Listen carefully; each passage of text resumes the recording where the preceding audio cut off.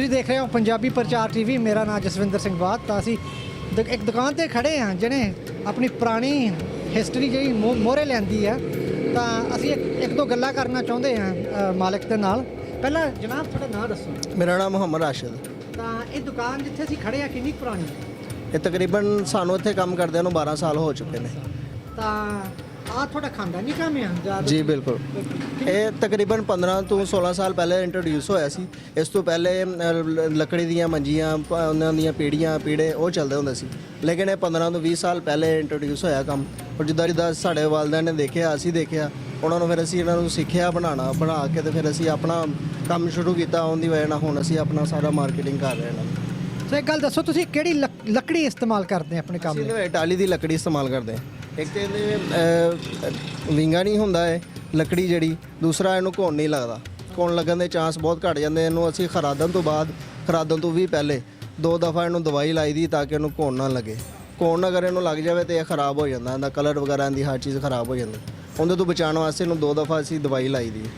ਸੋ ਜੇ ਇੱਕ ਆਈਟਮ ਦਾ ਅਸੀਂ ਗੱਲ ਕਰੀਏ, ਕਾਰੀਗਰ ਅਲੱਗ ਰੱਖੇ ਹੋ ਆ ਹਰੇਕ ਸਟੇਜ ਦੇ, ਜਾਂ ਇੱਕ ਕਾਰੀਗਰ ਤਕਰੀਬਨ ਸਾਰਾ ਇੱਕ ਪੀਸ ਬਣਾ ਸਕਦਾ ਹੈ? ਜੇ ਪੇਂਟ ਲਈ ਹੋ ਰਿਹਾ, ਜੋੜਨ ਲਈ ਹੋ ਰਿਹਾ, ਜਾਂ ਕਿਸ ਤਰ੍ਹਾਂ ਇੱਕ ਬਣਾਈ ਜਾਂਦੀ ਹੈ? ਅਗਰ ਇਹ ਕਾਰੀਗਰ ਕੰਮ ਕਰੇ ਨਾ, ਤਕਰੀਬਨ ਦਿਹਾੜੀ ਦੇ ਵਿੱਚ ਇੱਕ ਪੀਸ ਉਹ ਬਣਾ ਸਕਦਾ ਹੈ ਬਸ। ਲੇਕਿਨ ਕੰਮ ਦੀ ਜਿੱਦਾਂ ਡਿਮਾਂਡ ਜ਼ਿਆਦਾ ਹੋ ਰਹੀ ਹੈ, ਉਹਦੇ ਹਿਸਾਬ ਨਾਲ ਸਾਨੂੰ ਕਾਰੀਗਰ ਜ਼ਿਆਦਾ ਰੱਖਣੇ ਪੈ ਰਹੇ ਨੇ। ਤਕਰੀਬਨ ਇਸ ਟਾਈਮ ਮੇਰੇ ਕੋਲ 10 ਕਾਰੀਗਰ ਕੰਮ ਕਰ ਰਹੇ ਨੇ, ਜਿੰਨੀ ਵਜ੍ਹਾ ਨਾਲ ਅਸੀਂ 15 ਪੀਸ ਡੇਲੀ ਦੇ ਬਣਾ ਰਹੇ ਹਾਂ। ਅਗਰ ਇੱਕ ਕਾਰੀਗਰ ਬਣਾਵੇ ਤਾਂ ਦਿਹਾੜੀ ਦੇ ਵਿੱਚ ਇੱਕ ਹੀ ਪੀਸ ਬਣਾ ਸਕਦਾ। ਇਸ ਲਈ ਅਲੱਗ ਕਾਰੀਗਰ ਰੱਖੇ, ਅਲੱਗ ਕੰਮ ਲਈ। ਫਿਟਿੰਗ ਲਈ ਅਲੱਗ ਵਾ, ਕਲਰ ਲਈ ਅਲੱਗ ਵਾ, ਬਣਾਉਣ ਲਈ ਅਲੱਗ ਵਾ ਇਹਨਾਂ ਨੂੰ। ਸੋ ਜਦੋਂ ਇਸ ਸਾਰੇ ਆਈਟਮਸ ਜਾਂਦੇ ਆ ਮੁxtਲਿਫ ਸ਼ਹਿਰਾਂ 'ਚ, ਕਿਹੜੇ ਸ਼ਹਿਰ ਆ ਜਿੱਥੇ ਜ਼ਿਆਦਾ ਤੁਹਾਡੇ ਆਈਟਮਸ ਜਾਂਦੇ? ਜ਼ਿਆਦਾਤਰ ਸਾਡੇ ਤਕਰੀਬਨ ਚਨਿਓੜ ਦੇ ਵਿੱਚ ਆ ਰਹੇ ਨੇ, ਕਿਉਂਕਿ ਚਨਿਓੜ ਇੰਟਰਨੈਸ਼ਨਲ ਮਾਰਕੀਟ ਹੈ ਫਰਨੀਚਰ ਦੀ। ਉਹਦੀ ਵਜ੍ਹਾ ਨਾਲ ਚਨਿਓੜ ਦੇ ਵਿੱਚ ਜ਼ਿਆਦਾ ਚੱਲ ਰਹੇ ਨੇ। ਬਾਕੀ ਇਸ ਤੋਂ ਇਲਾਵਾ ਸਾਹੀਵਾਲ, ਲਾਹੌਰ, ਸਰਗੋਦਾ, ਇਹਨਾਂ ਇਲਾਕਿਆਂ ਦੇ ਵਿੱਚ ਵੀ ਚੱਲ ਰਹੇ ਨੇ। तो जे मैं यूके तो एक पीस ऑर्डर करना हो, या 2 पीस या 3 पीस तुसी भेज सकते हैं? भेज सकते हैं बिल्कुल। मैं रिसेंटली तकरीबन 15 ਤੋਂ 20 ਪੀਸ ਭੇਜ ਚੁੱਕੇ ਹਾਂ, ਜਿੰਦੇ ਦੇ ਤਕਰੀਬਨ ਸਾਨੂੰ 15 ਕੁ ਦਿਨ ਦਾ ਟਾਈਮ ਲੱਗਾ ਸੀ ਬਸ। ਤਾਂ ਜਿਹੜਾ ਇਸ ਇੰਡਸਟਰੀ ਦਾ ਫਿਊਚਰ ਆ, ਇਹ ਤੁਹਾਨੂੰ ਰੰਗੀਨ ਦਿਸਦਾ ਜਾਂ ਥੋੜਾ ਤੁਹਾਨੂੰ ਲੱਗਦਾ ਜਾਂ ਕੰਮ ਘਟ ਜਾਊਗਾ?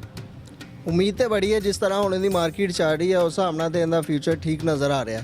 ਲੇਕਿਨ ਅੱਗੇ ਅਗਰ ਕੋਈ ਹੋਰ ਆਈਟਮ ਇਹਦੇ ਵਿੱਚ ਨਿਕਲ ਆਈ ਤਾਂ ਫਿਰ ਇਹਨਾਂ ਦਾ ਕੰਮ ਥੋੜ੍ਹਾ ਜਿਹਾ ਘੱਟ ਸਕਦਾ। ਲੇਕਿਨ ਫਿਲਹਾਲ ਹਜੇ ਤਕਰੀਬਨ ਪਾਕਿਸਤਾਨ ਦੇ ਵਿੱਚ ਹੀ ਮੁਕੰਮਲ ਤੌਰ 'ਤੇ ਇੰਟਰੋਡਿਊਸ ਨਹੀਂ ਹੋਇਆ। ਕੁਛ ਜਿਹੜੇ ਵੱਡੇ ਸ਼ਹਿਰ ਨੇ 4-5, ਉਹਨਾਂ ਦੇ ਵਿੱਚ ਹੀ ਇੰਟਰੋਡਿਊਸ ਹੋਇਆ। ਉਹਦੀ ਵਜ੍ਹਾ ਨਾਲ ਇਹ ਨਾ ਹਜੇ ਜਿੱਦਾਂ ਲੋਕਾਂ ਦੇ ਘਰਾਂ 'ਚ ਜਾ ਰਹੇ ਨੇ, ਪਿੰਡਾਂ 'ਚ ਜਾ ਰਹੇ ਨੇ, ਸ਼ਹਿਰਾਂ 'ਚ ਜਾ ਰਹੇ ਨੇ, ਉਹ ਜਿੱਦਾਂ ਇਹਨਾਂ ਨੂੰ ਦੇਖਣ ਦੇ ਨੇ, ਉਸ ਹਿਸਾਬ ਨਾਲ ਤਕਰੀਬਨ 10 ਤੋਂ 15 ਸਾਲ ਇਹ ਕੰਮ ਇਨਸ਼ਾਅੱਲਾ ਲਾਜ਼ਮੀ ਚੱਲੇਗਾ। ਸੋ ਜਦੋਂ ਗੁਰਪੁਰਬ ਦੇ ਮੇਲੇ ਹੁੰਦੇ ਜਾਂ ਨਵੰਬਰ ਦਾ ਜਾਂ ਵਿਸਾਖੀ ਅਪ੍ਰੈਲ ਦੇ ਮਹੀਨੇ ਜੋ ਸੰਗਤ ਆਉਂਦੀ ਆ, ਫਿਰ ਇੱਥੇ ਕਿਸ ਤਰ੍ਹਾਂ ਦਾ ਰਸ਼ ਹੁੰਦਾ ਆ? ਸੰਗਤ ਜਦੋਂ ਆਉਂਦੀ ਆ, ਦੁਕਾਨਾਂ ਖੁੱਲ੍ਹੀਆਂ ਹੁੰਦੀਆਂ ਜਾਂ ਬੰਦ ਹੁੰਦੀਆਂ? ਦੁਕਾਨਾਂ ਹੁਣ ਤਕਰੀਬਨ 3-4 ਸਾਲ ਤੋਂ ਖੁੱਲ੍ਹੀਆਂ ਹੋ ਰਹੀਆਂ ਨੇ, ਕਿਉਂਕਿ ਸਾਡੇ ਨਾਲ ਇੱਕ ਹੋਰ ਨਵਾਂ ਰੋਡ ਬਣ ਚੁੱਕਿਆ।